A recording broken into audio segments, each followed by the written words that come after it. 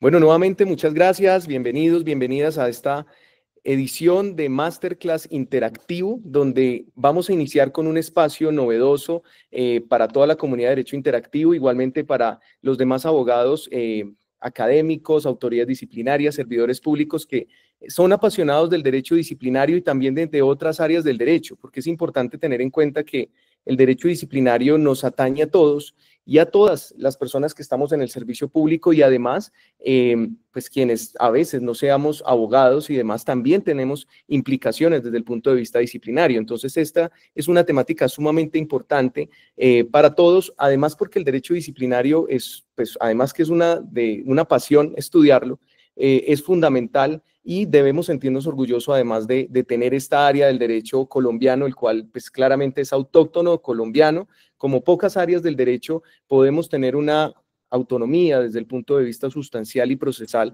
que nos da un rigor jurídico muy importante. Entonces, me alegra muchísimo que estén conectadas, que estén conectados, que estén aquí en estas estrategias que estamos lanzando desde Derecho Interactivo. Tenemos conversaciones interactivas, tenemos masterclass interactivo, tenemos una comunidad jurídica ya con más de 630 personas que en WhatsApp, con las cuales interactuamos diariamente. Realmente es un grupo que se mueve bastante gracias a la generosidad de todas las personas que están allí, porque se construye gracias a ustedes. Ustedes mismos resuelven las dudas de las mismas personas que integran los grupos, a veces las resolvemos nosotros, allí hay magistrados, hay autoridades disciplinarias, hay estudiantes. Es un grupo muy variado, el cual pues se creó con ese propósito de ser generosos, de poder contribuir con a veces una duda, una reflexión, alguna palabra importante, pues va a mejorar el ejercicio de esa persona. Entonces, aquí desde las instalaciones de la Universidad Santo Tomás, en la cual me encuentro en clase de doctorado, entonces aquí estoy en un salón, muy bonita la semblanza de estar en un salón de clase, porque realmente esto es algo también que nos apasiona, compartir académicamente con ustedes. Aquí veo grandes maestros también del derecho disciplinario, el doctor José Omar, veo el doctor Pedro Luis Pacheco, Alejandra Gómez, José Guzmán, Claudia Vanessa, veo grandes autoridades, estudiantes, personas que están interesadas en esta temática. Así que sin más preámbulos y para efectos de premiar el tiempo e iniciar con muy buen tiempo, vamos a iniciar con la presentación, la cual trata de esta temática. ¿Y por qué esta temática es importante? Porque vimos que realmente la, la instrucción disciplinaria es fundamental. ¿Y por qué no comenzamos con otras temáticas? Porque realmente la instrucción disciplinaria constituye ser uno de los gruesos del proceso disciplinario. Es la forma de cómo se marca la hoja de ruta para un proceso disciplinario debidamente llevado, que finalmente va en ese camino procesal, el cual inicia desde la instrucción, luego al juzgamiento, luego hay un fallo, luego hay una segunda instancia, y si ese proceso es controvertido ante la jurisdicción contencioso administrativa, pues claramente la hoja de ruta que se traza desde la instrucción disciplinaria es sumamente importante y fundamental. Entonces, allí donde vamos a revisar es, bueno, en ese sentido, cómo realizamos una adecuada instrucción disciplinaria. Y allí nos vamos a encontrar con varias temáticas que son relevantes. La primera es revisar la instrucción disciplinaria desde una perspectiva sustancial. Luego es mirar la instrucción desde una perspectiva procesal y luego la instrucción disciplinaria desde una perspectiva práctica. Como se los decía ahora, nosotros dentro del análisis que realizamos como autoridades disciplinarias, pues tenemos diferentes vertientes las cuales debemos acompasar. Esto es como la estructuración de un rompecabezas. No debemos revisar lo que es procesal por un lado y lo sustancial por el otro, sino que debemos ir articulando uno a la otro, porque si uno se cae, se puede caer el otro. Si procesalmente tenemos un proceso muy bien llevado, pero vulneramos los principios del derecho disciplinario, no garantizamos la defensa porque no hicimos adecuadamente una actuación, no la motivamos, pues realmente puede ser muy bien llevado, muy bien notificado, pero se nos cae. Y al contrario, podemos tener un proceso muy bien llevado desde el punto de vista sustancial, los hechos disciplinariamente relevantes muy bien estructurados, un proceso con las pruebas válidas y demás, pero si se nos cae desde el punto de vista procedimental, pues el proceso también va a estar viciado y tampoco va a llegar a su fin. Debemos entender esto, que más allá de que estructuremos el proceso disciplinario de una manera adecuada, es comprender cuál es la finalidad, cuál es el motivo del proceso disciplinario, qué es lo que pretendemos satisfacer dentro de la estructura del Estado colombiano.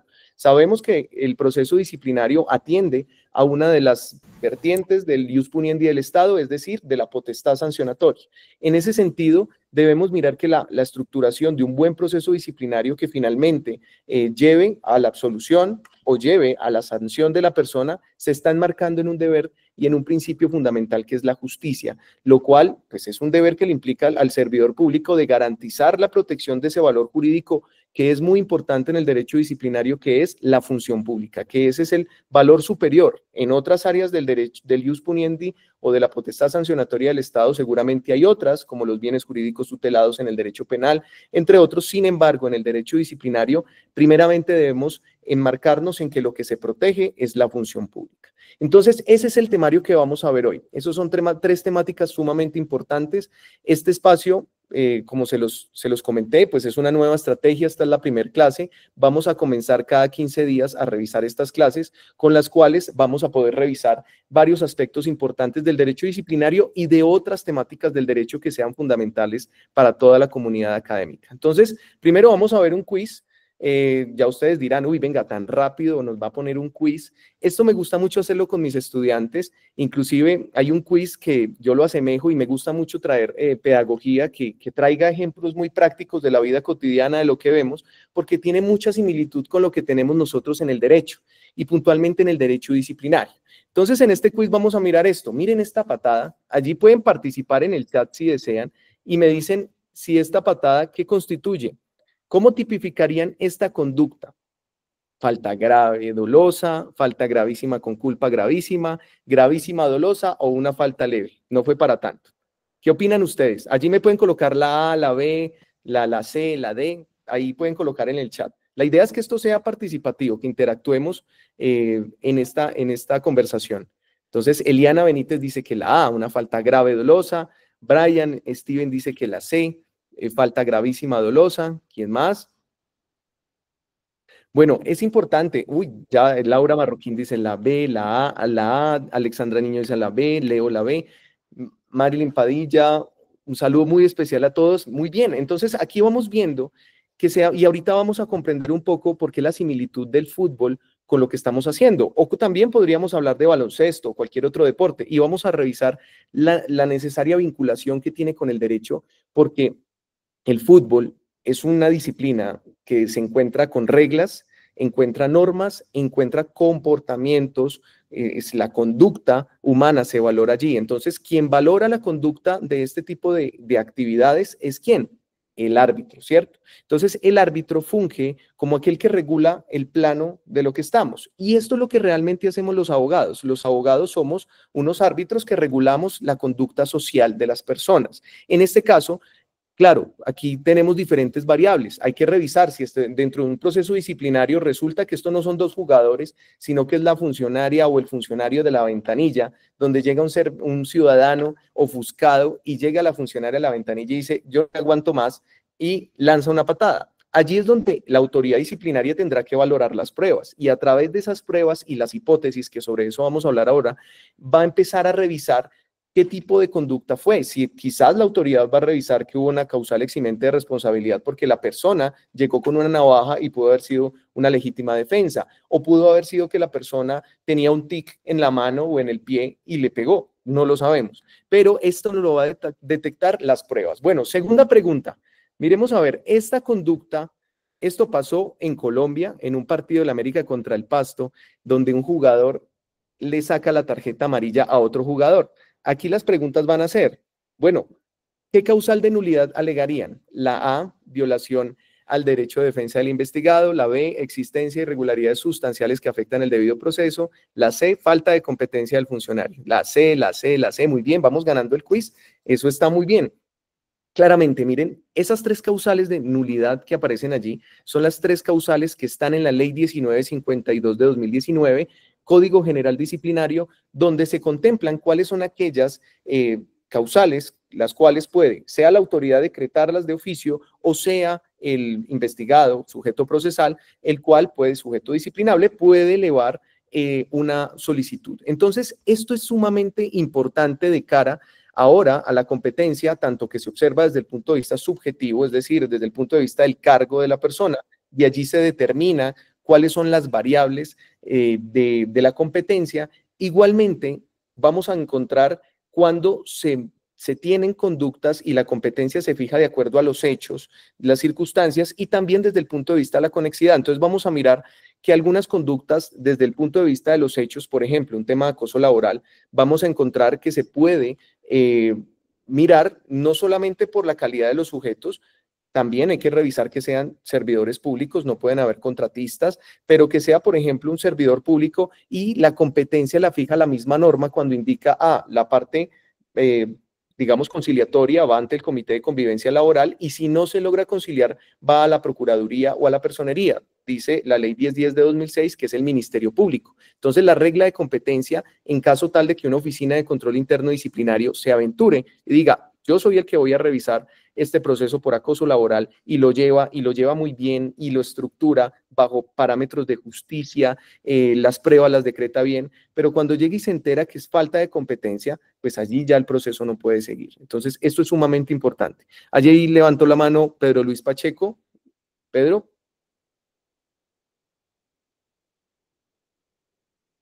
No, doctor. Buenas noches. Muy buenas noches. Muy bien. Entonces, continuando, seguimos con el quiz. Vamos muy bien con el quiz. Aquí vemos esta jugada. Este es Robben, pues es del estilo Neymar. ¿Qué figura jurídica se podría configurar allí? ¿Qué dicen ustedes? A, testigo renuente, B, quejoso temerario, C, una queja legítima. La B, quejoso temerario, muy bien. Eso, siguen como vamos ganando el quiz.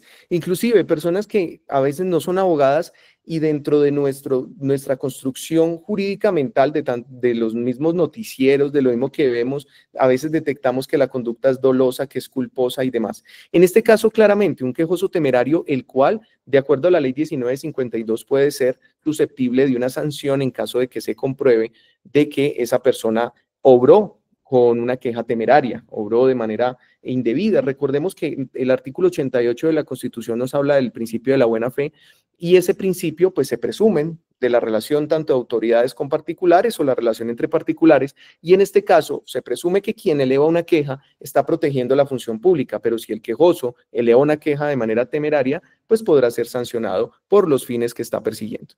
Y última pregunta, ¿quién recuerda esta jugada tan trágica para nuestro fútbol colombiano? Todavía me da nostalgia al verla cuando la estaba construyendo, sí.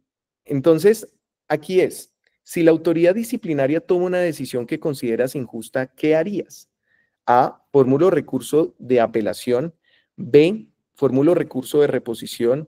C, acudo ante la jurisdicción contencioso administrativa. O D, me pongo a llorar porque fue gol de Yepes. Claramente es la D, me pongo a llorar, pero no, mentira, no. Aquí encontramos diferentes opciones de respuesta y todas pueden haber varias opciones. O sea, de aquí yo puedo escoger varias. Aquí miren, aquí hay una cáscara en esa pregunta. Aquí me dicen la A, Brian me dice la A, Juan la A, muy bien, Ana Milena me dice la A, Edwin la A, Eliana la A. Aquí vamos a mirar algo importante. Miren la pregunta. Si la autoridad disciplinaria toma una decisión que consideras injusta, la decisión que se considere injusta pueden ser varias. O sea, el disciplinable puede decir, venga, me negaron una prueba, voy a apelar o voy a reponer en caso de que sea procedente. Me sancionaron, voy a apelar porque me pareció inadecuado. O si es la sanción de segunda instancia y la persona dice, me parece injusto, me parece que se violaron mis derechos, me parece que no me garantizaron, fue falsa motivación, una desviación de poder y demás, ahí entonces decimos que todas las opciones son válidas. Es decir, cuando se toma una decisión, puede recaer y se puede promover un recurso, el cual puede ser apelación, puede ser reposición, puedo acudir ante la jurisdicción contencioso administrativa.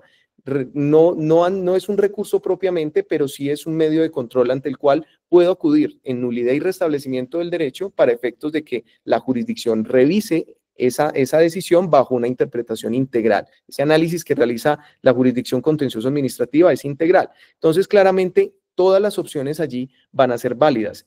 ¿Qué nos define si una actuación, un acto disciplinario es susceptible de recurso de apelación o es susceptible de recurso de reposición? La misma norma lo va a decir. O sea, la norma misma nos va a decir, esta actuación es una negativa de pruebas en fase de instrucción, entonces solamente procede reposición. Pero estamos en juzgamiento, es una negativa de pruebas, sobre esta procede apelación, pero dependiendo si es total o parcial, es el efecto del recurso. Entonces, allí vamos a mirar que hay diferentes actuaciones las cuales procede recurso de apelación o reposición. En disciplinario no hay esa usanza que se hace, por ejemplo, en la jurisdicción contenciosa, que se propone un recurso subsidiario el otro. En este caso, o procede un recurso o procede el otro recurso, sea apelación o sea reposición. Esto es sumamente importante. Entonces, nos fue muy bien en el quiz. Esta era la última pregunta del quiz. Entonces, aquí vamos a hablar un poco qué relación tendría un juego como el fútbol con el derecho disciplinario. Es importante tener en cuenta para precisar que hay una figura y es la categoría dogmática más importante para el derecho disciplinario en palabras del mismo Carlos Arturo Gómez Pavalló, que es la relación especial de sujeción, una categoría que se ha venido desarrollando desde el profesor José Rory Forero, desde la doctrina alemana, donde nos traen algunos ejemplos de ello. Colombia, pues tiene en su constitución varios artículos que podrían darnos luces de lo que se entiende de una relación especial de sujeción. El artículo 6º nos habla de que los particulares serán responsables por la infracción de la Constitución y la ley y los servidores públicos lo serán por la misma causal, es decir, infringir la Constitución y la ley, o también por la omisión o la extralimitación en las funciones. En este sentido, cuando un jugador entra a la cancha, se está colocando la camiseta del equipo, ¿y quién lo puede disciplinar? El árbitro, ¿cierto? Ese jugador tiene una relación especial con ese juego que se está desarrollando. Es decir, el árbitro solamente podrá disciplinar a quienes estén en la cancha y quizás quienes tienen también una injerencia en el campo, los técnicos, los jugadores suplentes y demás. Pero si alguien de la tribuna lanza un zapato y se lo pega al árbitro, realmente eso no va a ser penalizable bajo el árbitro. Lo mismo pasa en el proceso disciplinario. ¿Quiénes podrán ser disciplinables? Aquellos quienes sean servidores públicos. Entonces allí vamos a decir, bueno, ¿y dónde están los servidores públicos? Artículo 123 de la Constitución. Para recordarlo, artículo 1, 2, 3 de la Constitución nos habla de que los servidores públicos son los miembros de las corporaciones públicas, los empleados y trabajadores del Estado. Entonces allí vamos a mirar que hay un amplio plexo sobre los cuales son servidores públicos, pero además nos va a incluir los particulares que ejercen función pública. Entonces no son servidores, pero si ejercen función pública serán disciplinables bajo la ley disciplinaria. En este caso, entonces, un juego como el fútbol tiene mucha relación. Encontramos reglas, las reglas que son acuerdos de convivencia. Es decir, cuando estamos en la comunidad, nosotros tenemos varios acuerdos de convivencia, acuerdos que hemos celebrado sea expresamente o tácitamente entre los seres humanos. En las reglas de fútbol encontramos diversas reglas. Algunas de esas reglas se vuelven norma y lo mismo ocurre en el servicio público. Muchas veces en el servicio público hay reglas, hay circunstancias que quizás no tienen tanta relevancia disciplinaria, quizás no son sancionables, no han llegado a ser positivizadas, sin embargo, se han establecido reglas de convivencia. Sin embargo, hay un establecimiento importante cuando ya esa regla se vuelve norma. Entonces, en el fútbol encontramos diversas normas que están positivizadas. Lo mismo pasa en el derecho disciplinario. Bajo la teoría de los juegos de Wittgenstein, se habla entonces de que nosotros estamos en un juego el cual tiene un lenguaje similar, es decir, si nosotros como abogados estamos hablando del servicio público, de cuál es la relevancia de la prestación del servicio público, del interés general, de que estamos bajo un Estado social de derecho, estamos hablando un lenguaje similar. Estamos todos hablando bajo un prisma el cual entendemos todos. Pero cuando nosotros estamos quizás hablando entre abogados y luego se sienta un economista y él dice, uy, venga, yo pues, la verdad no entiendo, no me puedo sentar, no entiendo lo que ustedes están diciendo. Eso mismo pasa cuando nosotros estamos en el servicio público. Nosotros ingresamos y estamos bajo unas reglas de juego. Es decir, todos nosotros debemos tener la capacidad de hablar esas reglas de juego. Nosotros sabemos que tenemos unos deberes, sabemos que tenemos unas prohibiciones, sabemos también que tenemos unos derechos y sabemos que nuestros cargos implican un propósito superior. Y ese propósito superior debe garantizar, uno, el interés general, dos, la buena prestación del servicio público bajo el objetivo que es la garantía y la búsqueda de la prestación de los fines esenciales del Estado, es decir, que esos fines se cumplan, y también bajo los principios de la función administrativa o la función pública, que también están positivizados. Nosotros miramos el artículo 209 de la Constitución y allí se nos hablan de varios principios. Revisamos el artículo 3º de la Ley 1437 y también se enmarcan unos principios. ¿Ello para qué? Para que los servidores públicos tengan un norte, no estemos como perdidos, porque ustedes se imaginan en un campo de fútbol donde no estuviera el árbitro.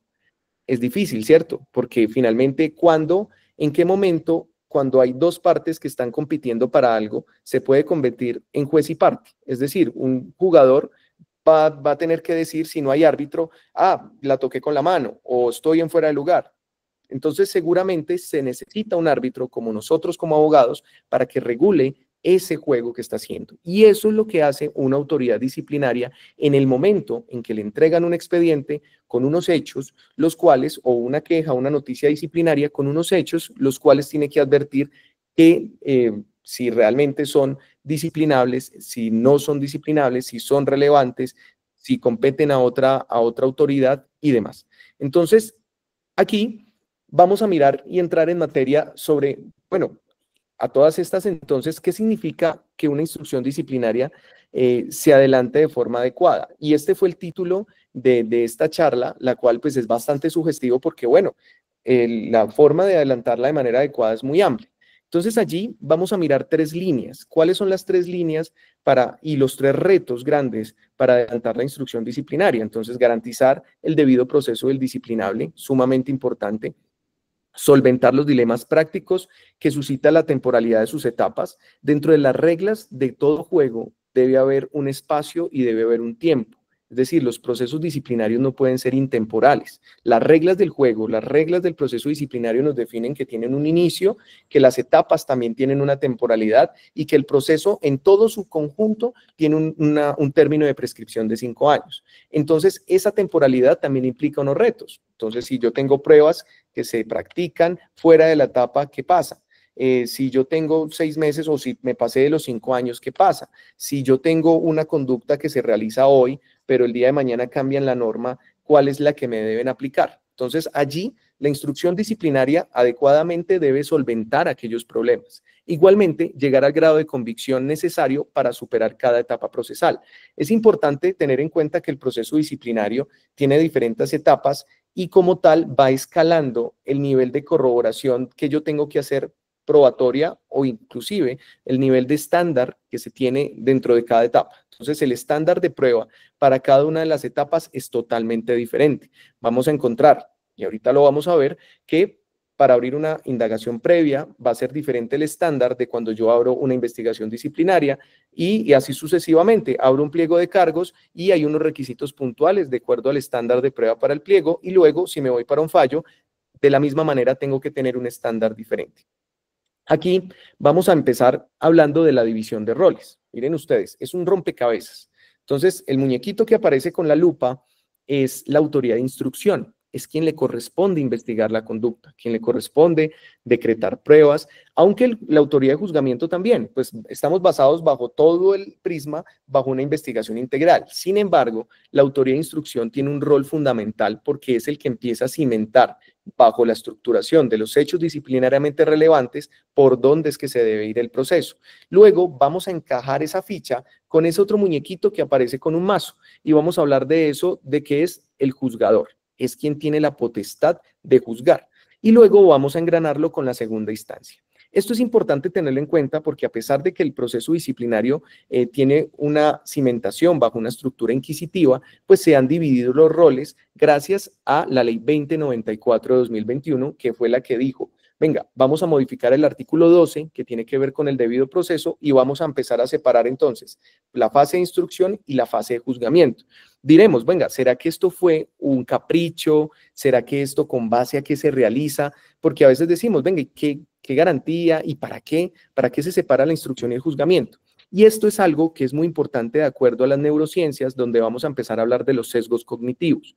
Hay un libro que se lo recomiendo sobremanera, que es Pensar rápido, pensar despacio, de Daniel Kahneman, el cual fue ganador de Premio Nobel de Economía en el año 2005. Daniel Kahneman nos habla de los sesgos cognitivos, donde el ser humano tiene un comportamiento predecible, es decir, nosotros realizamos actividades claramente que están definidas dentro de nuestra estructura de pensamiento humano. Entonces, se dice, por ejemplo, que nosotros hoy tenemos el 80% de los pensamientos que tuvimos el día de ayer, y así sucesivamente.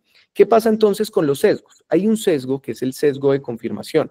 El sesgo de confirmación tiene que ver con que aquello que yo pude haber percibido antes, es difícil que cambie mi postura si yo lo vuelvo a analizar posteriormente. Por ejemplo, si una autoridad disciplinaria que realizó la investigación y que formuló el pliego de cargos, hay una alta probabilidad de que cuando llegue el fallo, llegue a confirmar el pliego, lo que se dijo en el pliego de cargos. Y esto lo entiende muy bien la norma cuando nos habla del principio de imparcialidad objetiva, es decir, que la misma estructuración del proceso yo comience a separar y a dividir esos roles para efectos de que las personas que están juzgando estén totalmente desprovistas de cualquier juicio previo al momento de emitir su decisión.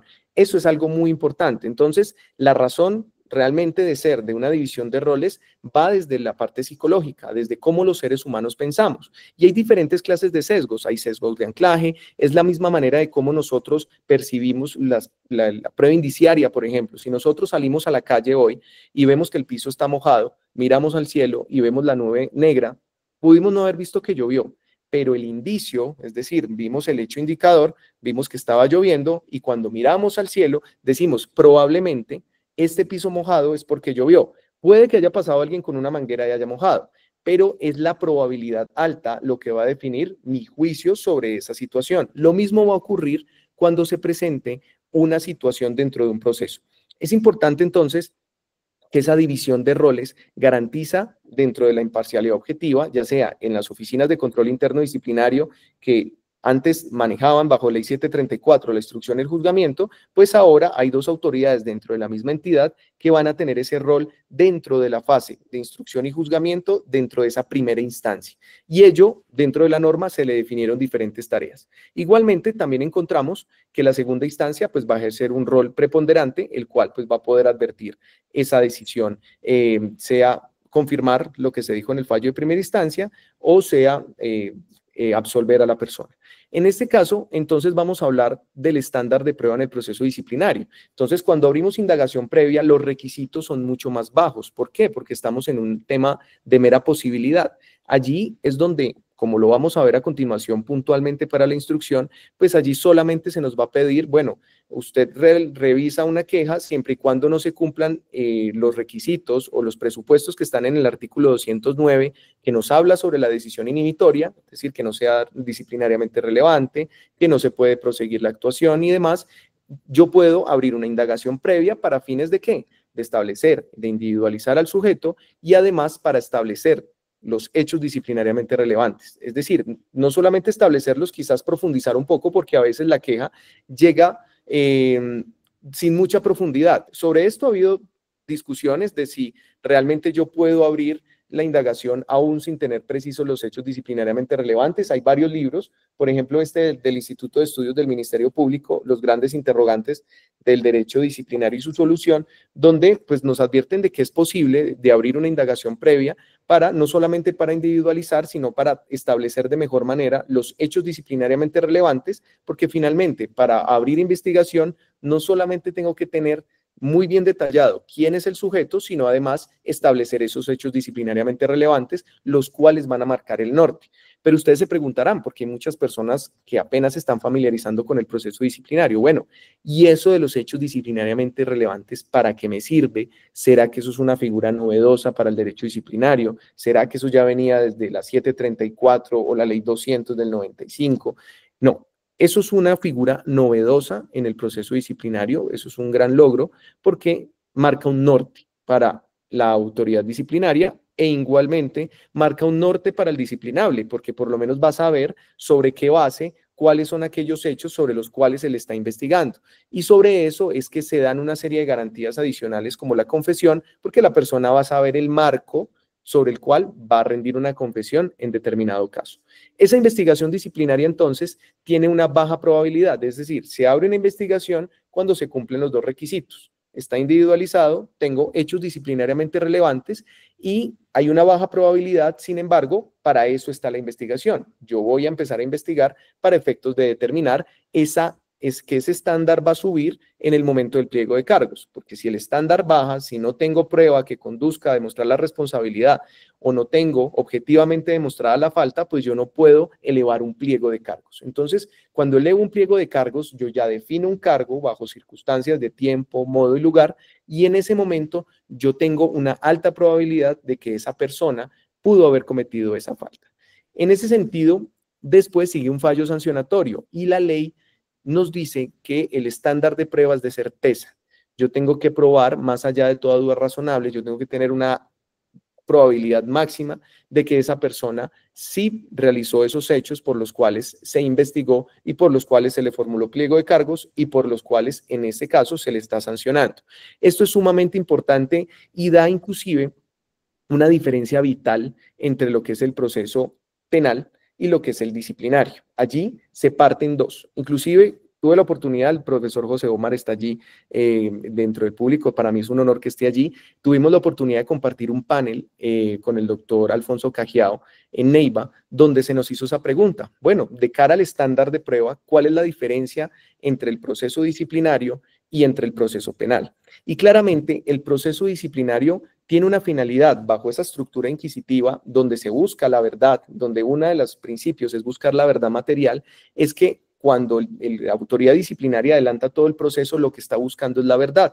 Tanto busca, por eso es que bajo las pruebas que se recogen, tanto busca lo que favorezca como lo que les desfavorezca al investigado. Pero es la misma autoridad que tiene que buscar esa verdad dentro del proceso. Mientras que en el proceso penal vemos que es un proceso adversarial donde a un juez de conocimiento le llegan dos teorías, la teoría acusatoria de la fiscalía y una teoría de defensa, y el juez va a fallar bajo términos de eficacia. Es decir, allí no está buscando una verdad propiamente, sino una eficacia. ¿Quién pudo probar más allá de toda duda razonable su teoría? Mientras que el proceso disciplinario, bajo ese principio de investigación integral, pues va a tener el mismo que llegar a ese grado de convicción, inclusive en aquellos eventos donde el investigado ni siquiera se defendió. Entonces es la misma autoridad que tiene que buscar ese punto alto que se llama la verdad y que en ese sentido se puede sancionar cuando hay certeza. Eso es sumamente importante. Aquí entonces vamos a mirar que la fase de instrucción se divide en varias subetapas. Entonces encontramos una fase de indagación previa, que esa fase tiene una finalidad específica, que como recordamos es individualizar y establecer de mejor manera, concretizar esos hechos disciplinariamente relevantes. Encontramos que la investigación disciplinaria pues va a tener una finalidad mucho mayor, donde se van a establecer si la persona cometió la falta, si no la cometió, si obró bajo una causal de exclusión de responsabilidad, va a tener unas pruebas. Pero resulta que nosotros, a pesar de que el procedimiento lo tengamos muy bien estructurados, va de la mano con la parte sustancial. Por eso yo ahorita hablaba de que la estructura del proceso disciplinario por completo va desde llevar de la mano siempre la parte sustancial y la parte procesal. Entonces, en la investigación, si bien se marca un marco temporal, unas finalidades, se le dan las reglas del juego. Entonces, allí se plasma, bueno, ustedes dentro de estos 6 meses tiene estas reglas del juego. Usted debe buscar estas finalidades, usted tiene estas formas de decretar las pruebas, usted tiene estas maneras de notificar las decisiones. Entonces, bajo esas reglas del juego, lo que se busca de manera sustancial, entonces, es buscar que esa hipótesis sobre la cual se cimentó la investigación o esos hechos disciplinariamente relevantes, los cuales están siendo investigados, se van a probar o no se van a probar. Entonces, allí es importante trazar una buena metodología, que la cual la voy a compartir de las últimas diapositivas. ¿Cuál es la metodología de la investigación disciplinaria para efectos de que nosotros como autoridades, como defensa o como académicos, cuando llegue un caso, podamos tener ya como en nuestro ADN, empezar a analizar esa serie de pautas que nos da una buena metodología para efectos de analizarlo. Muchas veces podemos tener mucho conocimiento, pero si no tenemos una buena metodología, puede que se vaya al traste porque nos faltó algún paso, no encontramos algo. Por eso es que cuando los pilotos están en el avión, ellos pueden haber volado, tener 1000 horas de vuelo, pero cuando están allí tienen ese checklist donde empiezan a hacerlo. O sea, es decir, no dejan todo a la memoria o a la confianza o es que la intuición me da para abrir de esta manera. No, es importante tener una metodología la cual nos garantice a nosotros tener por lo menos un desarrollo de pasos los cuales nos lleven de un punto A a un punto B con mejor eficacia.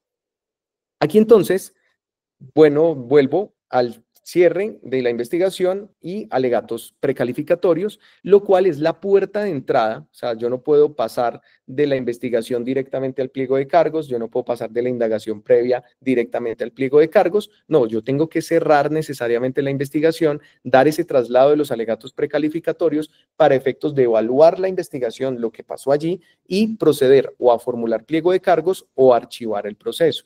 Esto es sumamente importante porque hay muchas personas que se les dice de pronto no están familiarizadas con el proceso disciplinario y se alegran cuando les llega un auto donde dice se cierra la investigación disciplinaria. Entonces la persona dice, uy, qué bien, me cerraron la investigación disciplinaria, pero resulta que no le están cerrando, sino que sí se le está cerrando, pero no es que le están archivando el proceso. Es decir, se le cierra, es una etapa que abre la puerta para efectos de evaluar todo aquello que se dio en la investigación, dar esa oportunidad a ese disciplinable para que presente sus alegatos y pueda decir en sus conclusiones acerca de lo que discurrió en la investigación, y luego la autoridad disciplinaria con ese marco va a ir a al pliego de cargos y la notificación respectiva. Hasta la notificación del pliego de cargos va el marco temporal de lo que constituye la fase de instrucción disciplinaria. Entonces vemos que la fase de instrucción es el gran género y las etapas, subetapas en que se va dividiendo, vamos a encontrar que es la especie. Entonces encontramos indagación, investigación, cierre y notificación del pliego de cargos. Cuando encontramos esas subetapas, vamos a encontrar que dentro de ellas también hay otros elementos, los cuales pues claramente son más profundos. Aquí entonces, ¿cuáles son los requisitos para abrir una indagación previa? Entonces, cuando lo decimos, ¿cuáles son los dos caminos que deben estar presentes? Encontramos el sustantivo y el procesal. Entonces, a veces nos quedamos así, como, bueno, venga, ¿esto cómo es? ¿Qué debo hacer? Me llegó esta queja y encontramos muchas dudas que son muy válidas de cara a la determinación de la forma en que se debe abrir la indagación previa. Entonces, la indagación previa, recordemos cómo llega primero una noticia disciplinaria. Entonces, nos dice la norma que puede llegar de 4 maneras. 1 es a través de la queja. 2, a través del informe de servidor público. 3, puede hacerse de oficio por la misma autoridad. Y 4, puede hacerse por un anónimo. Entonces, esas son las 4 maneras en cómo se puede abrir un proceso disciplinario o cómo se puede inclusive pues decretar un auto inhibitorio con el cual pues se inhiba de adelantar el proceso disciplinario bajo las causales que están previstas en el artículo 209 del Código General Disciplinario. Entonces, cuando llega la noticia disciplinaria, pues vamos a establecer y vamos a leerla y decir, bueno, con esta noticia disciplinaria, ¿será que está individualizado e identificado el presunto autor? ¿Será que su calidad de servidor público ya está dada dentro de esta queja? ¿Será que hay hechos disciplinariamente relevantes acá con los cuales yo pueda abrir una indagación previa? Estos son los objetivos de la indagación previa. Es establecer entonces, bajo el artículo 208, que es un artículo muy completo, el cual nos establece cuáles son aquellos parámetros sobre los cuales yo debo tener en cuenta para aperturar ese proceso disciplinario. Entonces acá, 1, individualizar e identificar, establecer hechos disciplinariamente relevantes y claramente reafirmar que no se reúnen las causales del 209, porque si se reúnen esas causales del 209, pues yo tendría que inhibirme. Igualmente, esa etapa de indagación previa, pues tiene un término de 6 meses y dentro de esos 6 meses yo tengo que adelantar las pruebas que nos trae el código, las cuales deben ser válidas, las cuales deben ser decretadas en debida manera, deben ser practicadas en debida manera para efectos de lograr esos objetivos que trae la indagación previa. Aquí, por ejemplo, hablamos del procedimiento en fase de instrucción. Estas gráficas están datadas de lo que traemos en el libro de Derecho Disciplinario Interactivo. Allí tenemos diferentes gráficas que nos habla de todo el esquema del proceso de instrucción, de la fase de juzgamiento, del proceso verbal, de la variación de cargos y demás. Entonces, estos son submomentos donde nos trae el artículo, donde nos dice cuál es la temporalidad, el auto inhibitorio y también el archivo que no hace tránsito a cosa juzgada. Es decir, si yo dentro de la indagación no logro individualizar al sujeto, ese archivo del proceso no hace tránsito a cosa juzgada porque realmente yo no corroboré si la actuación se dio o no se dio, si esos hechos que me pusieron en conocimiento se dieron o no, porque finalmente no pude ni siquiera individualizar a la persona. Por eso se habla de que ese archivo es provisional o no hace tránsito a cosa juzgada en el sentido de que, por ejemplo, si una queja llega y dice una persona, es que la autoridad de tránsito, el funcionario de placas AT68, me trató mal, me trató de manera irrespetuosa, fue grosero, etcétera. Pero si la autoridad, a pesar de que oficia a la Secretaría de Movilidad o la de Tránsito preguntándole sobre ese agente de placas AT68 y resulta que la autoridad de tránsito dice, sí, él labora acá, pero para el tiempo que usted me dijo que se presentaron los hechos, él estaba en vacaciones. O para el tiempo que usted me dice, o la persona que usted dice es un hombre y resulta que es una mujer la de esas placas. Entonces, cuando no se logra individualizar, pues se archiva. Pero si ese quejoso llega, tiene no sé, se acostó y se levantó y dijo, uy, no era el 68, sino que era el de placas hasta el 69, y además lo recuerdo físicamente cómo era, o me acuerdo del nombre, esa persona podrá elevar nuevamente un escrito y decir, mire, ya recordé, y como no hace tránsito a cosa juzgada material, entonces se podrá iniciar nuevamente el proceso ya con los nuevos elementos que sí permitan cumplir con esas finalidades de la indagación previa. Entonces, en ese sentido, la indagación podrá irse para un archivo o podrá dar pie para que se abra una investigación disciplinaria bajo los presupuestos que trae el artículo 213 del Código General Disciplinario. Aquí entonces vamos a mirar varios temas importantes y son preguntas que nos hacemos en la cotidianidad. Entonces, ¿se puede disponer la apertura de una indagación previa cuando ya existe un indisciplinable individualizado? Entonces, allí es una pregunta importante que a veces nos hacemos. Bueno, ¿será que está individualizado, pero quizás me faltan más elementos? Si es servidor público, me falta concretizar también los hechos disciplinariamente relevantes. Entonces, si bien me indican un nombre, pues yo deberé identificarlo y bajo el término de identificación podré pedir documentos que acrediten que esa persona si era servidor público, cuál es su número de cédula, cuál era el cargo que tenía para ese momento. Yo podría hacerlo porque puede que sea un contratista, pueda que sea un servidor de otra entidad, puede que sea un servidor público que no está cobijado bajo esa autoridad disciplinaria y resulta que bajo la falta de competencia puede que le esté sacando la amarilla a quien no sea. Eso es importante. ¿Cuáles son las causales de archivo que no hacen tránsito a cosa juzgada? Entonces, como lo advertimos, esa causal, ese archivo que se da en el marco de la indagación, que se da en el marco del parágrafo del artículo 208 del Código, donde nos dice que cuando yo no pueda individualizar o cuando no proceda, no se puede aperturar la investigación disciplinaria, yo debo archivar y ese archivo no hace tránsito a cosa juzgada material, lo que quiere decir que se puede aperturar nuevamente a futuro en caso de que sí se reúnan los elementos. Porque hay otros tipos de archivo. El archivo, por ejemplo, que se da en cualquier etapa del proceso, en el artículo 90, y el archivo también que se da una vez cerrada la investigación, evaluando la investigación. Entonces yo defino si me voy a un pliego de cargos o archivo. Entonces son 3 clases de archivos que se pueden dar y esos están muy bien divididos en el artículo 224 del Código. Él nos dice cuáles son esos tipos de archivo, incluyendo el del artículo 90, el archivo que no hace tránsito a cosa juzgada y el archivo que se hace al momento de la evaluación disciplinaria. ¿Cuáles son entonces los nuevos requisitos del auto de apertura de investigación? Entonces vamos a encontrar, como se los dije antes, bueno, vamos a mirar si la ley 1952, si realmente fue novedosa con respecto a cómo estaba redactado el artículo de la apertura de investigación en la ley 734 de 2002. Entonces, ¿cuál es el contenido de la investigación? Necesariamente recordemos el checklist que debemos hacer nosotros como autoridades.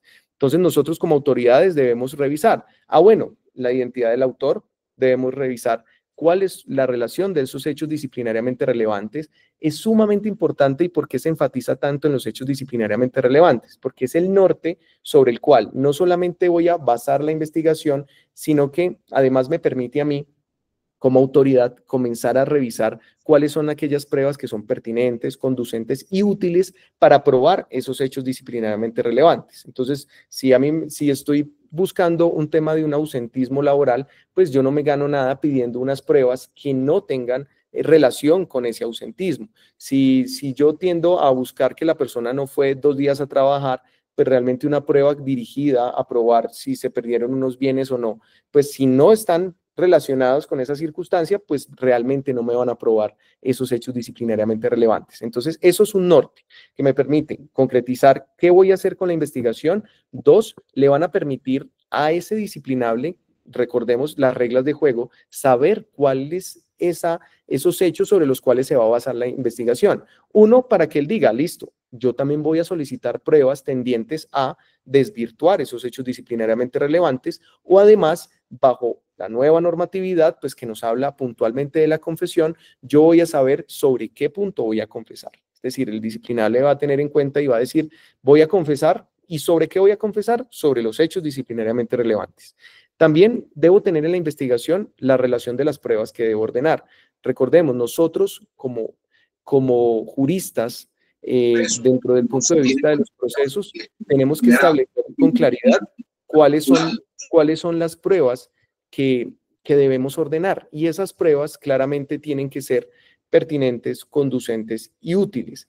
Nosotros, la diferencia, por ejemplo, entre estudios de sociología y lo que hacemos nosotros en el derecho es que la sociología claramente estudia el comportamiento humano, la relación entre los humanos, y el derecho reconstruye hechos. Lo que hacemos nosotros como autoridades disciplinarias es buscar reconstruir unos hechos que ya sucedieron. Es decir, eso ya pasó, el acoso laboral ya sucedió o está sucediendo, pero digamos que los hechos que estamos investigando es reconstruir las circunstancias, reconstruir ese peculado, reconstruir ese cohecho que se dio, reconstruir claramente ese ausentismo, reconstruir ese trato irrespetuoso.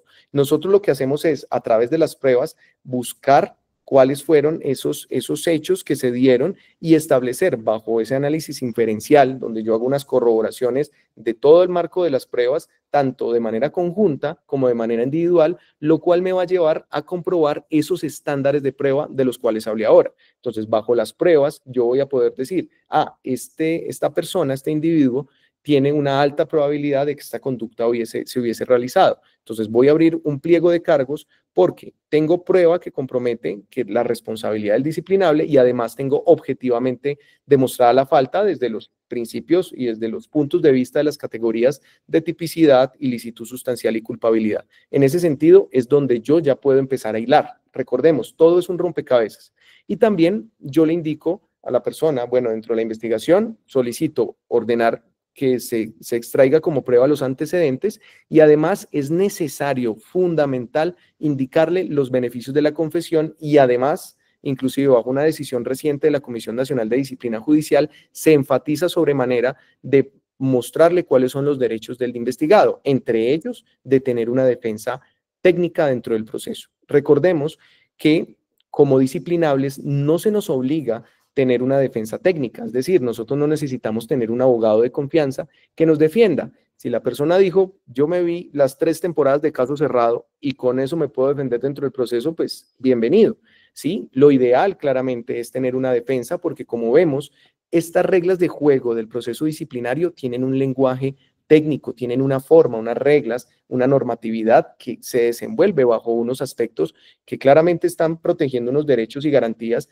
pero que también tienen una rigurosidad alta en cuanto a cómo se llega. Entonces, cuando tenemos en riesgo como disciplinables nuestra estabilidad laboral, nuestra estabilidad económica, pues realmente no está por demás que se pueda contemplar la posibilidad de nombrar una defensa técnica en caso de que se requiera dentro del proceso.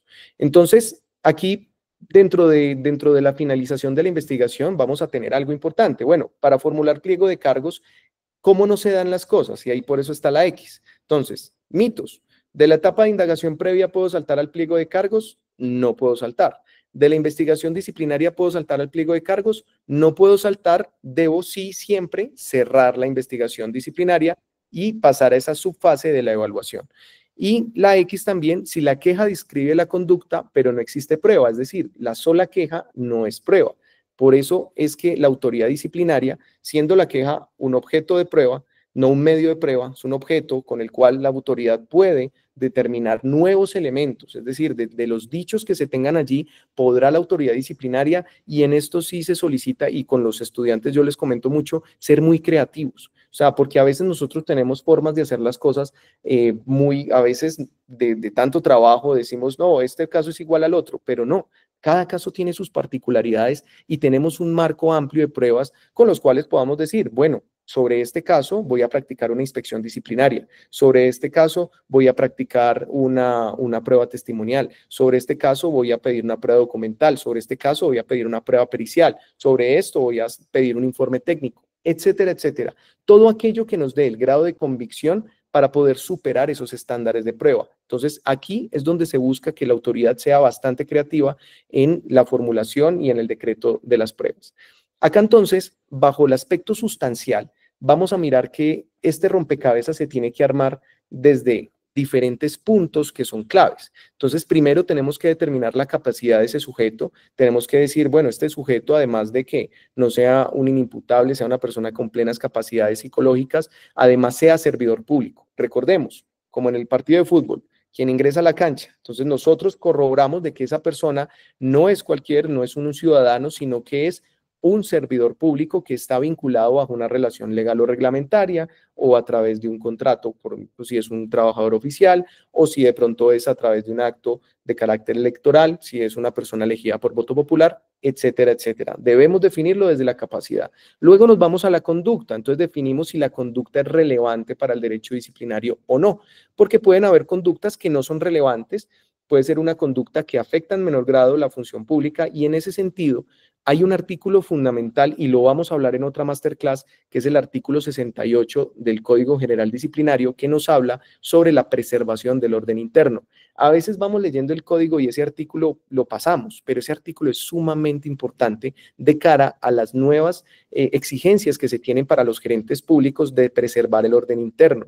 Si ustedes analizan, por ejemplo, el Código Disciplinario de la Policía, ellos también pueden adoptar medidas correctivas a través de la preservación del orden interno, lo mismo que pueden adelantarse en el servicio público. Sin embargo, en la policía sí están detalladas, en nosotros no las tenemos. Pero aquí también va un punto de la creatividad del servidor, de ese jefe inmediato, de poder también intervenir en aquellas ocasiones donde la conducta apenas está empezando. Aquí es donde el llamado de los grandes maestros es, venga, no todo es disciplinario, no todo es necesario llevarlo bajo este procedimiento, sino que hay circunstancias que se pueden arreglar bajo mecanismos preventivos, bajo un mecanismo donde se puede haber un diálogo. Entonces aquí es un llamado para eso, pero luego vamos a ampliar cuáles son, y también hay unas líneas rojas, o sea, todo no puede ser tampoco preservación del orden interno, hay unas líneas rojas, pero eso también tiene unos detalles interesantes.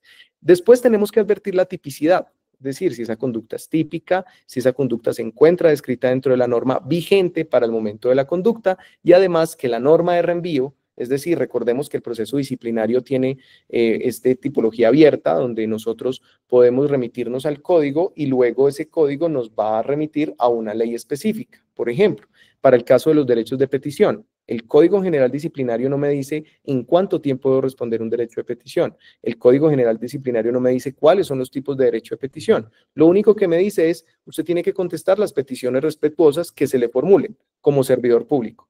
Entonces, si hay una investigación por una posible desatención a esa causal que tiene que ver con el derecho de petición, entonces se tendrá uno que remitir a la ley 1437, a partir del artículo 14, donde nos habla de todo el despliegue del derecho de petición, cuál era su término, si era un derecho de petición de información, de consulta, entre otros.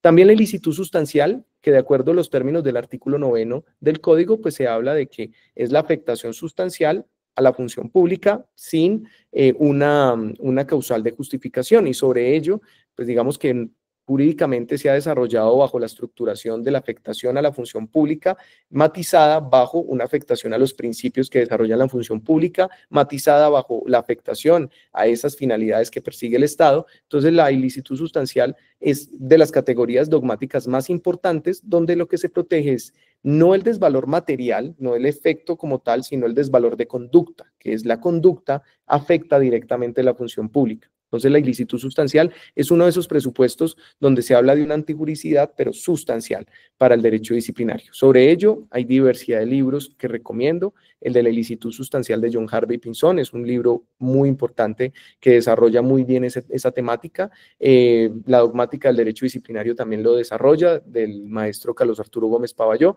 entre otros autores. Igualmente, la culpabilidad, que la culpabilidad la analizamos desde dos frentes. Uno como principio, es decir, yo no puedo sancionar a alguien solamente basado en una responsabilidad objetiva, sino que yo también debo advertir la culpabilidad, es decir, el aspecto subjetivo, y además como categoría dogmática, donde yo analizaré si la conducta fue cometida con dolo o con culpa.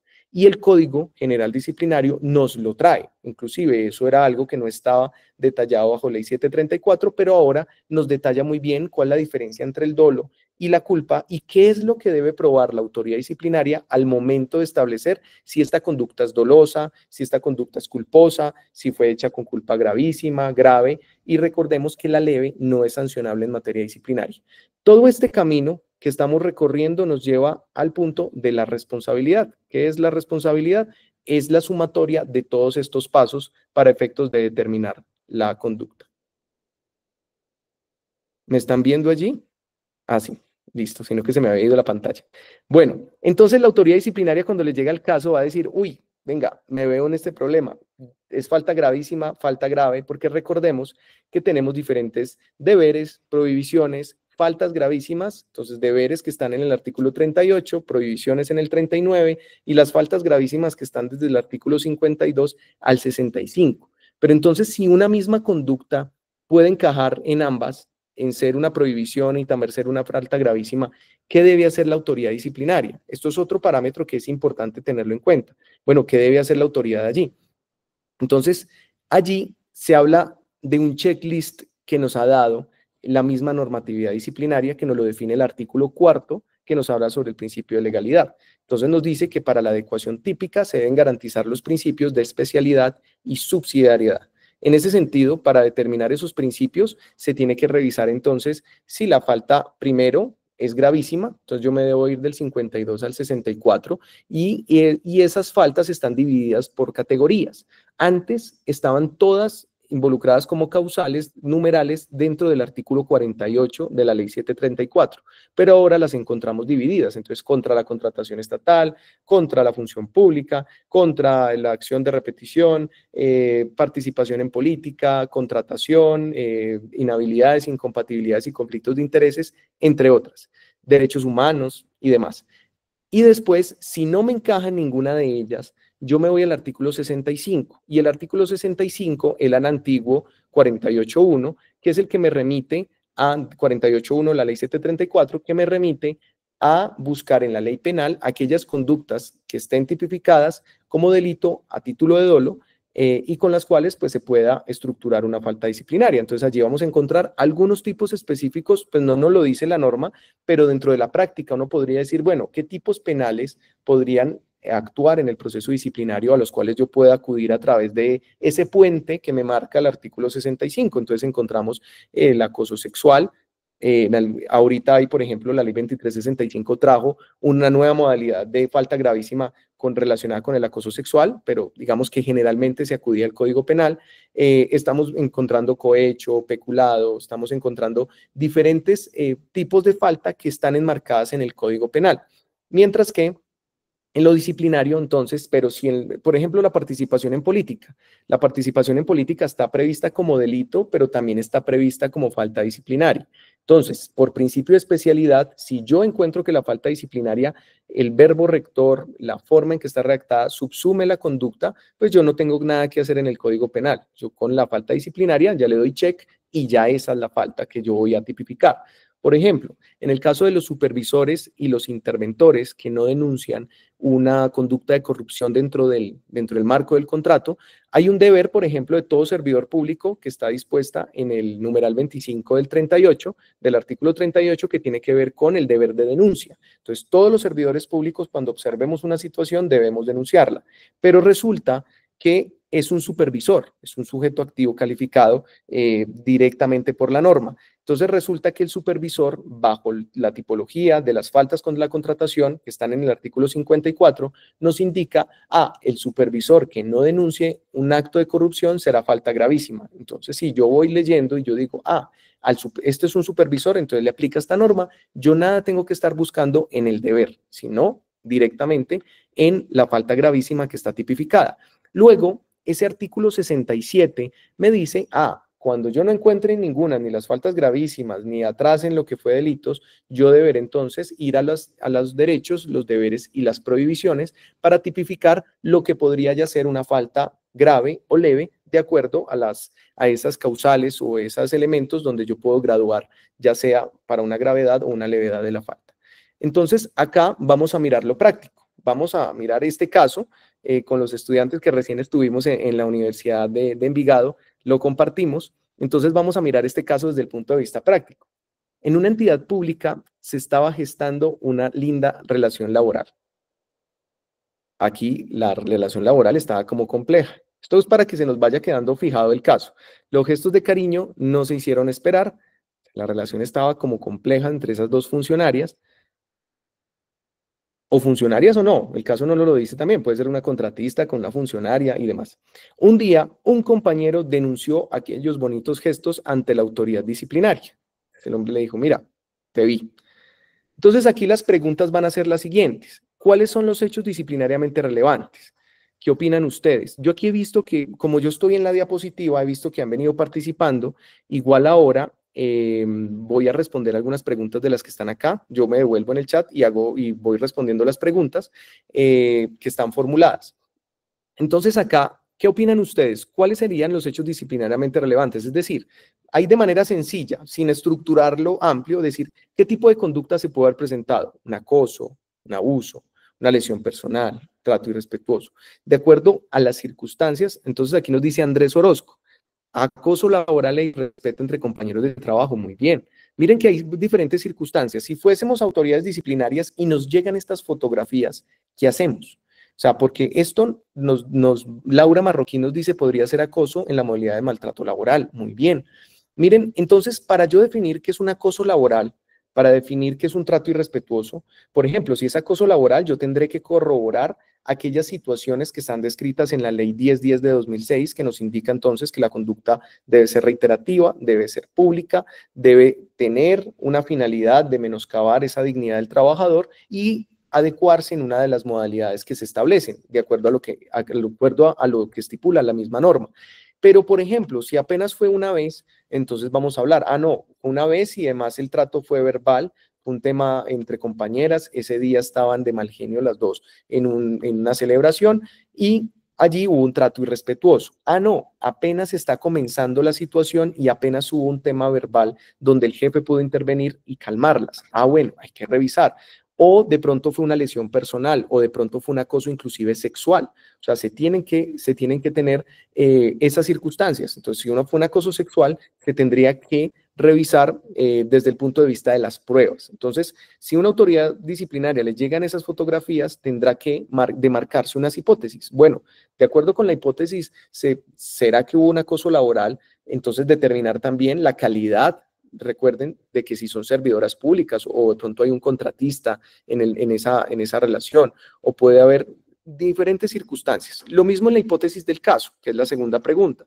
La autoridad disciplinaria, de acuerdo a lo que sucedió, podrá revisar. Venga, fue un acoso laboral, o resulta que la persona se estaba defendiendo, la persona que se ve que está agrediendo a la otra, puede ser que se estaba defendiendo de ella por alguna situación. Entonces, allí hay varias hipótesis. Las hipótesis se pueden ir reformulando de acuerdo a las pruebas que vamos teniendo. Entonces, si yo tengo una hipótesis que dice, esta persona está acosando laboralmente a la otra, Cuando yo empiezo a probar, de acuerdo a los testimonios, se dice, no, ellas nunca había pasado nada, inclusive son de diferentes oficinas, ese día estábamos haciendo una celebración y se agredieron. Ah, bueno, entonces yo descarto la hipótesis de lo que tiene que ver con el acoso laboral y ya me centro en un trato irrespetuoso, en una lesión personal, en alguna situación que pudo haber afectado de otro tipo disciplinario. Entonces, ¿qué tipo disciplinario se puede configurar? De igual manera, ahí como lo dice Brian, entonces tiene que ver con acoso, se puede manifestar en diferentes modalidades. Entonces, lo mismo que dice Julia Andrea, ¿es lo mismo acoso que persecución laboral? Sí, ahí es el matiz. El acoso laboral definido en la ley 1010 puede ser una de las modalidades, una persecución, pero la finalidad tiene que estar dada a infundir miedo, terror, angustia, desmejorarlo en su dignidad y que esa persona, pues a raíz de eso, pues quiera renunciar a su trabajo. Eso puede ser una de las finalidades o desmejorarlo o simplemente presionarlo para llevar unos intereses que tiene la persona que está acosando. Igualmente, ¿qué otros deberes funcionales se observan? Ahí encontramos esa persona que denunció a esa compañera y denunció esa situación. Claramente, él está cumpliendo un deber funcional, el cual está detallado dentro del numeral 25 del artículo 38. Entonces, allí hay otro deber funcional, el cual se puede observar. Pero miren ustedes que dependiendo del caso, yo tengo que comenzar a estructurar eso. Bueno, ¿cuáles son esos hechos disciplinariamente relevantes? Para efectos de que dentro de las pruebas yo pueda ordenar aquellas que realmente me lleven a probar aquello que yo me estaba figurando dentro del proceso. Entonces, ese sería. Dentro de la metodología de la investigación disciplinaria tenemos varios asuntos. Hay un libro que recomiendo también, que es el de la metodología de la investigación disciplinaria de la Procuraduría, el cual desarrolla cuáles son los puntos que debe tener una investigación disciplinaria. Aquí tenemos sentado a Sherlock Holmes, el cual realizaba sus investigaciones bajo el método inductivo, el abductivo, él revisaba de acuerdo a lo que percibía de las situaciones que estaban ocurriendo, de acuerdo a esos indicios, a esas pruebas que se dejaban allí o de acuerdo a las pistas que se iban dejando. Entonces, así como un sabueso, iba revisando las situaciones para efectos de ir corroborando cuál era la situación y encontrar la verdad sobre esas circunstancias. Entonces, ¿cuál es la recomendación? Es que nosotros podamos tener un marco, inclusive en pocos días vamos a lanzar un curso donde vamos a hablar de esto puntualmente, de la metodología de la investigación, vamos a traer una matriz sobre la cual vamos a desarrollar una investigación y diversas tipologías sobre las cuales se desarrolla, entre otras temáticas que van a dar otros docentes. Yo les daré pues ahora un poquito más de información. Entonces, dentro de la metodología de la investigación disciplinaria tenemos algo que es la temática. Yo tengo que centrarme como lo disponen inclusive las faltas gravísimas que nos describen una temática. Ah, esta tiene que ver con contratación, esto tiene que ver con Hacienda, esto tiene que ver con derechos humanos. Es bueno ir perfilando la temática. Y es bueno perfilándola porque eso nos va empezando a cerrar el aspecto. Como cuando nosotros vamos a elaborar un prompt a la inteligencia artificial. ¿Qué es lo importante de elaborar el prompt? Es definirle un contexto, es empezarle a cerrar, delimitar bien cuál es la pregunta puntual para efectos de que dentro de su respuesta no se vuelva amplio o no recoja fuentes que nosotros no queremos mirar. Si yo quiero preguntarle algo del derecho colombiano, pues yo tengo que cerrarme y decirle que es sobre el derecho colombiano. No, quizás él va a traer jurisprudencia, doctrina, entre otras de otras latitudes, pero yo no quiero eso. Lo mismo pasa en la metodología de la investigación. Debo centrar la temática de acuerdo a lo que estoy buscando. Luego voy a definir en la investigación, recordemos que si yo estoy abriendo una investigación disciplinaria, yo tengo que tener ya definido, uno, la individualización del sujeto, o sea, saber quién es, y dos, tener los hechos disciplinariamente relevantes. Ahí había una pregunta inclusive del público que nos habla, bueno, ¿y eso la identificación qué es? Si realmente yo debo tener todos los datos de la persona para poder abrir investigación, no necesariamente. Hay elementos que vienen con la queja que ya nos denotan de que esa persona es servidor público, se habló de su cargo, se habló de su nombre completo y seguramente si ya se define un hecho disciplinariamente relevante, contundente, pues yo puedo irme a la investigación directamente. Pero si todavía tengo dudas de si esa persona puede ser un contratista, puede ser una persona que no trabaje en la entidad o puede que no sea disciplinariamente relevante el hecho, entonces yo puedo o inhibirme si realmente no es disciplinariamente relevante o abrir una indagación previa con el fin de individualizar de manera completa y de establecer esos hechos disciplinariamente relevantes. Luego, Si bien no se pone, que inclusive yo lo pongo ahí entre paréntesis, no se pone en el auto, pues no es la recomendación, lo he visto en muchos autos, pero no se recomienda, igual o de manera general, pero yo no hacer una tipificación provisional. Recordemos que lo que me exige la norma es de marcar los hechos disciplinariamente relevantes, que no quiere decir que yo deba hacer una tipificación. Si bien la descripción de la conducta, inclusive se utilizan verbos rectores con los cuales me den un norte de esa tipificación que se va a realizar, posible tipificación, pues realmente no es necesario, yo, eso sí, detallar muy bien cuál es la conducta que se va a investigar. ¿Eso por qué? Hay algo que es el principio de congruencia. El principio de congruencia, entonces decimos, ¿será que el principio se mantiene desde la instrucción, luego el pliego de cargos, investigación, pliego de cargos y fallo? ¿O el principio de congruencia únicamente se predica desde el pliego de cargos y el fallo? Es decir, que yo no pueda salirme, si yo formulo pliego de cargos por 2 cargos, yo en el fallo no esté inventándome un cargo nuevo, una conducta diferente, sino que el fallo se limita estrictamente a aprobar ese cargo o desacreditarlo y decir, efectivamente no se probó ese cargo.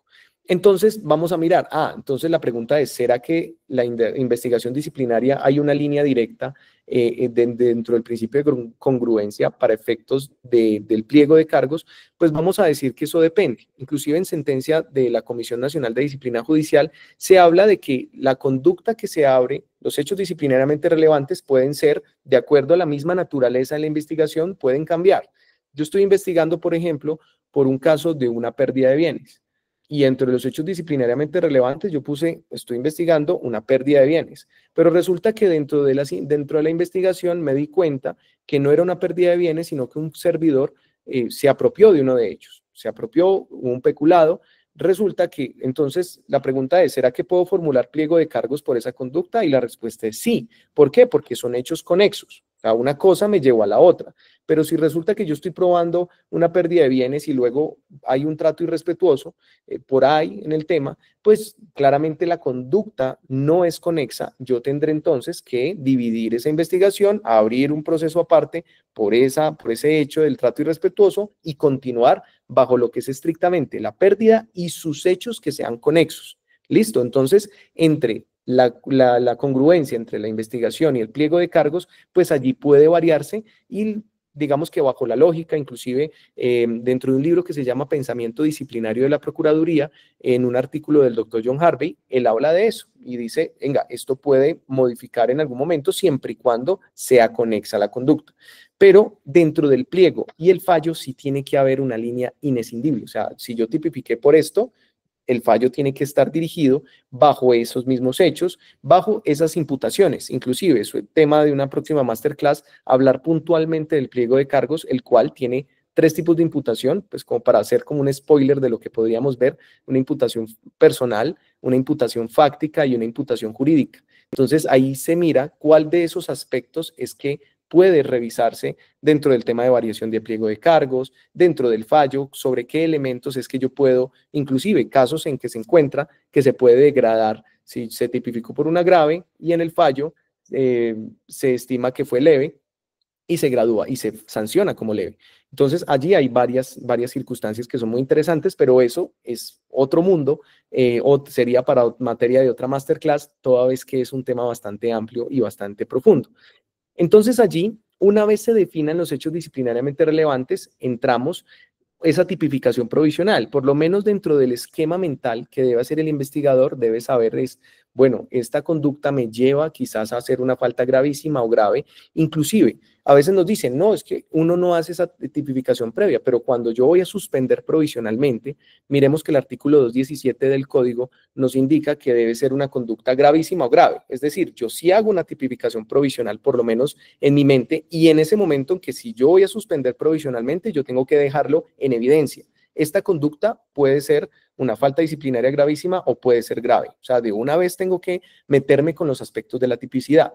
Igualmente, debo hablar de cuál es el problema jurídico. Si bien la norma no me lo dice, es importante establecer las circunstancias en algo tan bonito que nos dejó Sócrates, que es la mayéutica, a través de pregunta y respuesta, hacer preguntas. ¿Cuál es la formulación? Si ustedes miran las sentencias de la Corte Constitucional, define los problemas a través de una pregunta valiosa que nos haga y que nos demarque cuál es el tema. Si hay varias preguntas, es importante que esa investigación disciplinaria, luego el pliego de cargos, sea una historia. A veces, de pronto, menos es más, muchas veces, de pronto cuando copiamos y tenemos mucha jurisprudencia seguramente muy valiosa, pero la copiamos completa. Entonces, cuando vamos a mirar el extracto realmente de lo que fue la decisión, vemos muy poco texto y vemos mucha jurisprudencia. No, si una jurisprudencia es relevante, revisemos cuáles son esos extractos importantes.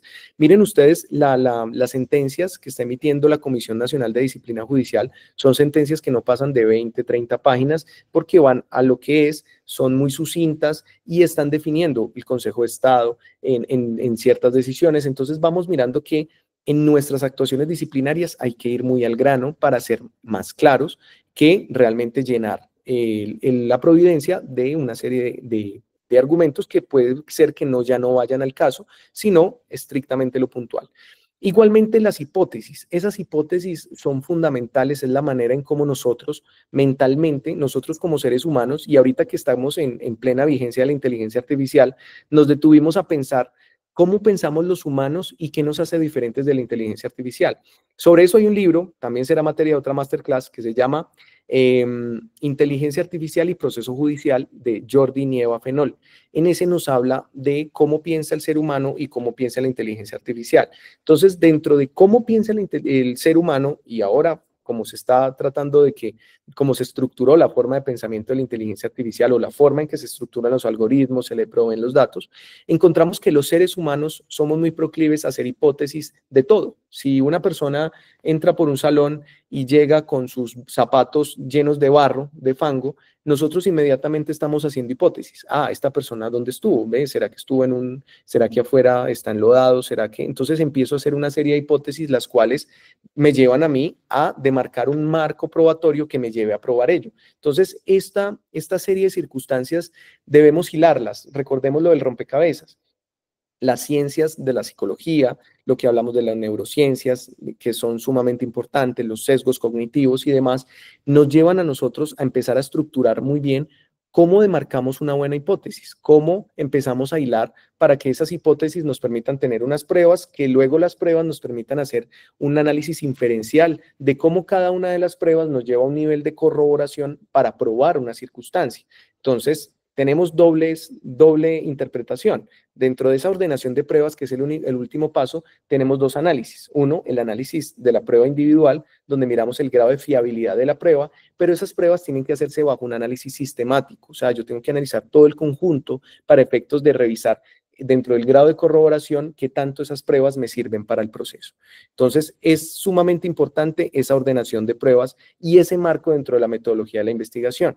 Entonces, dentro de las reflexiones finales, para ser cumplidos con el tiempo, vamos a mirar la verdad material no se encuentra, se construye conforme a la reconstrucción de los hechos. Es decir, no es que nosotros encontramos la verdad material, no, la verdad material se construye. ¿Y se construye a través de qué? De las pruebas que vamos ordenando, a través de la creatividad que tengamos como autoridades disciplinarias, a través de ser muy metodológicos. Inclusive la clase que estábamos viendo ahorita acá en la universidad, en el doctorado, estábamos hablando sobre la metodología, sobre cómo piensan otras personas, digamos de otras latitudes, en su esquema mental. Entonces nosotros inclusive en la manera en como por ejemplo un colombiano, verlo y lo comparamos en su metodología estructural, no digo que esté bien o mal, pero por ejemplo con un japonés, su estructura mental es diferente y su metodología va a ser diferente. Lo mismo si vamos a hacer una tesis doctoral o una tesis de maestría, vamos a encontrar que hay una serie de pasos que debemos ir haciendo. Lo mismo pasa con estos casos. Si queremos encontrar la verdad, lo más importante es establecer una buena metodología. Igualmente, investigar integralmente es investigar con contexto. Debemos conocer muy bien cómo funciona la entidad para efectos de saber cómo se maneja. El contexto de la entidad, hay diferentes contextos desde su propia cultura organizacional, que son aspectos a veces inclusive muy imperceptibles, muchas veces encontramos a medida que vamos conociendo la entidad, y eso se llama mucho para los jefes de control interno disciplinario, que estamos internamente, conocemos la dinámica de las entidades y podemos revisar qué pruebas nos van a servir mejor para detectar el caso. Lo mismo si somos de la Procuraduría, pues vamos a entender bajo la ordenación de pruebas cómo es el contexto de la entidad, Si es una entidad que tiene bastantes recursos y tiene pocos, si ese funcionario sobre el cual cae la falta disciplinaria pudo haber tenido una circunstancia personal, puede que esté totalmente lleno de trabajo y puede, inclusive bajo teorías de nadie está obligado a lo imposible, etcétera. Es conocer muy bien el contexto. Y eso nuevamente, si nos vamos a la inteligencia artificial, eso es lo que centra a cualquier pregunta que vamos a hacerle a la inteligencia, es mirar el contexto. El contexto es lo que va a demarcar el norte de lo que se puede hacer. Y lo mismo es la legitimidad del proceso disciplinario radica de conformidad con los principios, claramente sí. Inclusive yo pensaba esta masterclass hablar de los principios puntualmente, porque en eso se puede uno ir 2, 3 masterclasses, pero es importante, queríamos revisar desde el punto de vista práctico, porque hay algunos principios que están implícitos en lo que estamos hablando. Entonces vamos a hablar de principios del debido proceso, el principio donde hablamos del debido proceso desde su punto de vista de autoridad competente, de división de roles, de garantías para los disciplinables en cuanto a recursos. También podemos encontrar la motivación, podemos encontrar el principio de legalidad, entre otros. Entonces, es importante no ver los principios como algo tan en abstracto, sino con que con los principios se ganan los procesos o se pierden los procesos, o se cae un caso disciplinario o en ese caso puede llevarse a final término un proceso disciplinario, sea sancionando o absolviendo, porque es importante también tener en cuenta que la justicia se materializa tanto si se absuelve como si se sanciona. Recordemos que lo que busca la autoridad es la verdad bajo un principio de investigación integral. Entonces, es importante tener en cuenta los principios, siempre, leer esas primeras partes del código, revisar qué quiere decir, como mirar cuál es la finalidad detrás de cada figura que vamos a observar en el proceso. Puede haber una finalidad que tienda claramente todo bajo la dignidad humana, que recordemos ya está en el artículo 1 de la ley 1952, y de ahí en adelante vamos a ir estructurando. Eso inclusive que lo vamos a estructurar dentro de otra masterclass, donde vamos a tener una invitada especial para hablar de los casos de perspectiva de género, cuáles son esos principios y cuál es esa interpretación, esas cláusulas hermenéuticas sobre las cuales la autoridad disciplinaria debe centrar su visual sobre el proceso, es decir, la interpretación, el contexto que debo tener para efectos de llevar un proceso bajo la garantía de nuestro modelo de Estado constitucional. Aquí entonces, esta es la vía. Recuerdan que habían dos vías al principio, una que hablaba sobre lo procesal, otra sobre lo sustancial, pero la idea es juntarlas y que esta misma vía nos lleve a encontrar una armonía entre esas dos. Y esa amalgama que une las dos es los principios. Los principios son los que unen lo sustancial, lo procesal, porque los principios es lo que le va a dar el norte y que realmente la autoridad no se vaya a ir para un camino o el otro, sino que vaya en un mismo camino para esos efectos. Aquí entonces vamos terminando nuestra masterclass del día de hoy. De verdad agradecerles. Mantuvimos la presencia con 100 asistentes, que era el cupo que teníamos, por eso se colocó en la pieza hasta llenar el aforo, porque pues teníamos un cupo limitado. Así que agradecerles muchísimo, de verdad, qué chévere que hayan podido estar en esta masterclass.